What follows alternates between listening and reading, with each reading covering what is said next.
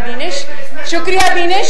बात यह है कि बड़ा अच्छा सवाल आपने पूछा। एक सेकंड प्लीज, इंटरप्शन ना कीजिए प्लीज। बहुत अच्छा सवाल पूछा, थैंक यू। पत्थर मैं लेके आई और वो पत्थर मैंने फिजिकली वहां प्रेजेंट हुए बगैर पुलिस की यूनिफॉर्म पहना के अपने कारकुनों को उनके हवाले किए और फिर अपने ऊपर फेंकवाए। पत्थर अपनी गाड़ी पे फेंकवाए, अपने शीशे तोड़े, अपने कारकुनों को जख्मी किया, उनके सर फाड़े गाड़ी में बैठे बैठे। बड़ी अच्छी मजे की बात है कि पत्थर लाई भी मैं और अपने ऊपर फेंकवाई भी मैंने। वाह, शाबाश। देखो देखो बीनिश, बात ये है, मैं एक सेकंड, बात ये है कि हमारी नैब की पेशीज बड़ी क्वाइट होती थी, लेकिन जब आप जुल्म पे जुल्म करते जाओगे तो कारकुन को जोश तो आएगा। आज जब आपने नाहक ये ज्यादती, पिछली भी नाहक थी, तो कभी ना कभी सब्र जवाब देता है, और वो बड़े पुरअमन थे। मैं नैब में यहाँ रह के गई हूँ, कभी गमला भी नहीं टूटा, कभी हमारे कारकुन कंटेनर से ऑर्डर्स पास करके पुलिस वालों की, वो आज भी है, वो कील वाले जो डंडे थे उससे जो हड्डियां तोड़ी थी, वो मुस्लिम लीग नून के कारकुन नहीं थे। तो मुस्लिम लीग नून जो है वो तो उनके, मैंने खुद देखा, मेरे कारकुन जो थे वहां बहुत दूर से मुझे नजर आ रहे थे, पुरअमन थे बिल्कुल।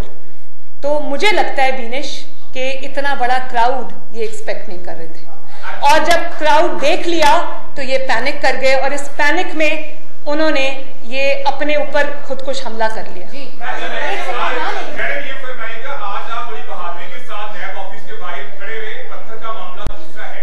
नैब ने आपको बुलाया, आप खुद भी अकेले जा सकते थे, कारकुनों को साथ लेकर जाने की जरूरत जो है वो क्यों पेश आई? और दूसरा, एक मिनट पहले इसका जवाब सुन ले, पहले इसका जवाब सुन ले। मैं अकेली ही आई थी, कारकुन वहां मेरा इंतजार कर रहे थे हजारों की तादाद में। मुझे नहीं पता था, आप यकीन करें, मुझे अभी भी नहीं पता कि कारकुन कितने थे और कितनी तादाद में थे। वो तो मुझे इनके रिएक्शन से पता चला कि कारकुन जो है वो आज हजारों की तादाद में निकल आए। मैं किसी को लेके नहीं आई, मैं पहले भी नैब में पेश होती रही हूँ। मैंने 6 महीने पनामा वाला मुकदमा भी भुगता है, और उसके बाद मैंने ये जो पिछले साल का बेहुदा मुकदमा था वो भी भुगता है। मैं इनकी जेलों में भी रही हूँ। हमारा कारकुन जो है वो तहरीक इंसाफ के कारकुन की तरह नहीं है। हमारा कारकुन बहुत पुरअमन कारकुन है। आप ये ना, मैं किसी को नहीं लाई, मेरे अगर मुस्लिम लीग नून का गढ़ है लाहौर, पंजाब पाकिस्तान मुस्लिम लीग नून का कला है, तो मुस्लिम लीग नून का कारकुन भी देख रहा है कि आप कितना जुल्म कर रहे हैं। किसी को आप हेरोइन डाल के पकड़ लेते हैं, किसी को आप ये शाहिद अब्बासी साहब बैठे हुए हैं, एक चीज आप उनके खिलाफ आज साबित नहीं कर सके, साद रफीक साहब। तो फिर वो कारकुन को गुस्सा आता है, वो अपनी यकजहती के इजहार के लिए आया था। हम सियासी लोग हैं, लोग हमसे मोहब्बत करते हैं, मियाँ साहब से मोहब्बत करते हैं, उनकी बेटी के साथ, अपनी बहन के साथ इजहार यकजहती करने आए थे, मेरे साथ नहीं आए। जी जी, नहीं सॉरी, मैंने नहीं दिया। आपको किसने कहा मैंने दिया भाई? मैं तो आपको वो स्टेटमेंट याद करा रही हूं जो हमारे जो इमरान खान साहब ने खुद फरमाया, अपनी पार्टी से कहा कि हमें 6 महीने का टाइम मिला है, और अगर 6 महीने में हम परफॉर्म नहीं करते, आप 6 साल में परफॉर्म नहीं कर सकते, 600 साल में परफॉर्म नहीं करते, क्योंकि आपको आता नहीं। नहीं, एक सेकंड, ये इमरान खान की अपनी स्टेटमेंट है कि मुझे 6 महीने मिली है और मैंने 6 महीने के बाद बात कहीं और चली जाएगी, बस ये बात। जी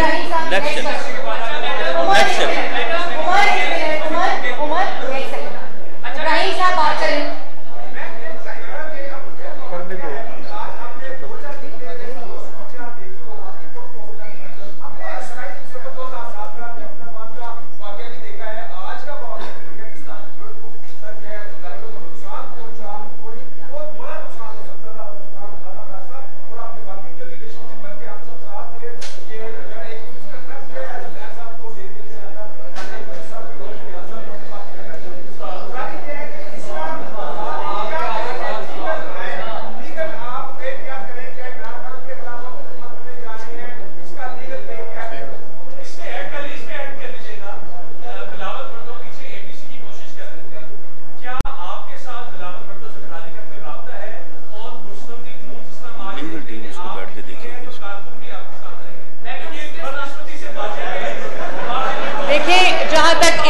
का ताल्लुक है, जहां तक एपीसी का ताल्लुक है, वहां पर मियां साहब की क्लियर इंस्ट्रक्शंस है पार्टी को भी कि एपीसी के फोरम को भरपूर तरीके से इस्तेमाल किया जाए।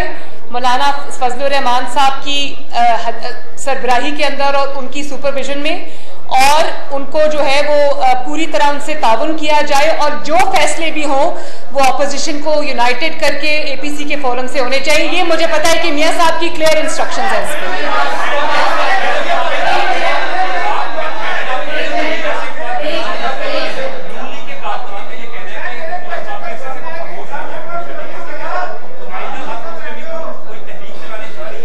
आइंदा का लाएमल इंशाअल्लाह ताला हम लीडरशिप की जो उनकी मशावरत से तय करेंगे।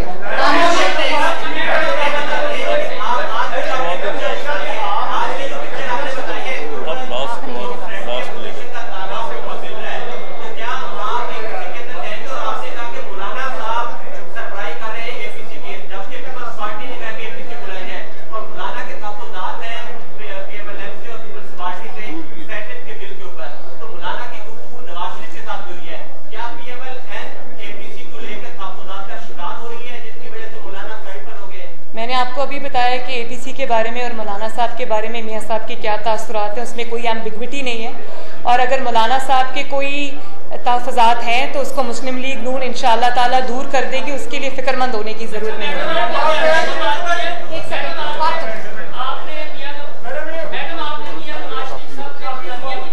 जी जी जी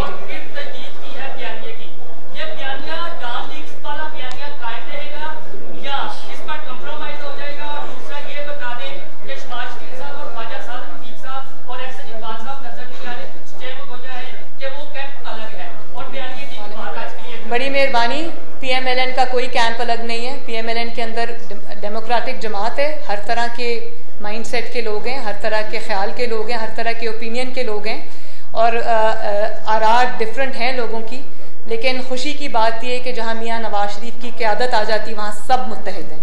और मुस्लिम लीग नून का जो बयानिया है वो पहले दिन से जो था आज भी है, और उसी बयानिए की कीमत हम 4 साल से अदा कर रहे हैं, लेकिन बयानिए से नहीं हटे। बड़ी मेहरबानी।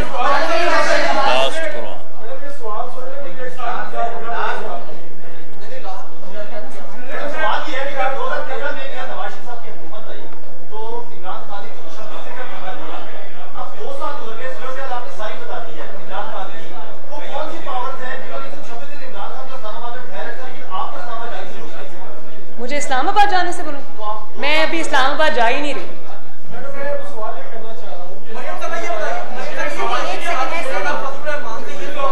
मैंने बात कर दी उन पर।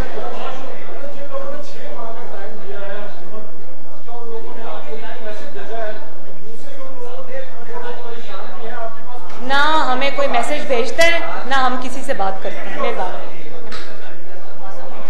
आप यहाँ पर बात करें। नहीं, बस एक सेकंड भाई। मौलाना फजलुर रहमान साहब की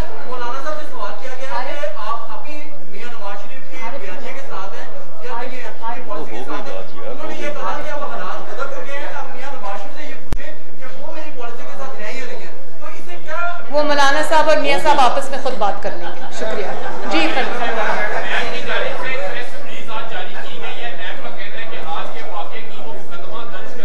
अच्छा, क्या बात है। इतनी मासूम नैब, इतनी आइन और कानून पे चलने वाली नैब, अगर उनकी अदालतों में जो दुर्गत बनी वो उसी को देख लें तो उनको आज कोई प्रेस रिलीज करने की जरूरत पेश नहीं आई।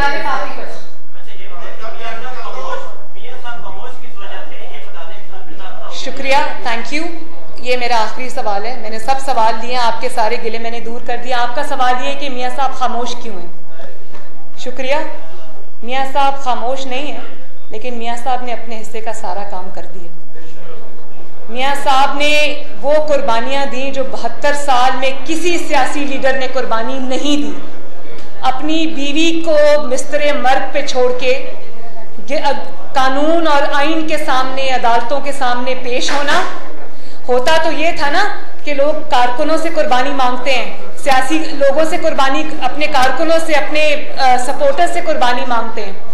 जो जुल्म इन्होंने किया और हद कर दी जुल्म की, वो सब मियां साहब ने जुल्म अपने सीने पे सहा है, सीने पे सहा है। और कारकुनों को और अपनी पार्टी को शील्ड और प्रोटेक्ट करने की पूरी कोशिश की है। वो सारे जख्म उन्होंने अपने सीने पे पहले लिए, आपसे बात उन्होंने बाद में की है, और अपनी वाइफ को छोड़ के आए, और जब वो बीमार हो गई, डेथ बेड पे चली गई, तो उनको अडयाला जेल में, जहां मैं भी बंद थी, मियां साहब ने कहा मेरी बात करा दो मेरी बीवी से और घर वालों से। उन्होंने कहा आपके मिनट खत्म हो चुके हैं। 3 दफा के प्राइम मिनिस्टर के साथ जब पाकिस्तान का कोई भी मंसूबा उठा के देख लें, उस पर नवाज शरीफ की मोहर लगी हुई है, उस पर मुस्लिम लीग नून की मोहर लगी हुई है, चाहे कोई मोटरवे हो, एटॉमिक एक्सप्लोजन हो, सड़कों का जाल हो, मोटरवे हो, बसेज हो, रैपिड बस हो, ऑरेंज ट्रेन हो, बिजली के मंसूबे हो, चाहे वो मुल्तान से सखर मोटरवे हो, हजारा मोटरवे हो, जो चीज आप उठा लें उस पर नवाज शरीफ का नाम लिखा है। तो इतनी खिदमात के बावजूद जब आप एक 3 दफा की वजीर आजम की तजलील करेंगे, तजहीक करेंगे और इस तरह का उसके साथ सलूक करेंगे, पैनामा करप्शन, और उसमें से आप क्या निकाल के लाते हैं, एक इकामा, और उसके बाद भी आपको तसल्ली नहीं होती, तो अरशद मलिक जैसे जज को आप इस्तेमाल करते हैं, जो अब वो मुंसिफ खुद बोल उठा कि भाई मुझसे ज्यादती हो गई, मुझे ब्लैकमेल करके नवाज शरीफ के खिलाफ फैसला लिया गया। वो फैसला खत्म हो जाता है, सॉरी वो जज को आप निकाल देते हैं, फैसला आज भी वहीं का वहीं है। शाबाश है भाई। तो फिर आप पूछते हैं कि नवाज शरीफ खामोश क्यों है? तो नवाज शरीफ ने अपने हिस्से का सारा काम कर दिया। उन्होंने जो बयानिया देना था दे दिया, उस बयानिए की जो कीमत अदा करनी थी की, उसके लिए जो तकालीफ बर्दाश्त करनी थी की, उसके लिए अपनी बेटी को, अपने घर को, अपने कारोबार को, अपनी सियासी जमात को जो नुकसान पहुंचाना था पहुंचा, कीमत अदा की उन्होंने। वो ये सब काम यहाँ से निपटा के गए, और इंशाअल्लाह ताला जैसे ही उनकी सेहत बेहतर होगी और वो वापस आएंगे, और इंशाअल्लाह ताला अपने काम को जहां से छोड़ा था वहां से उठाएंगे।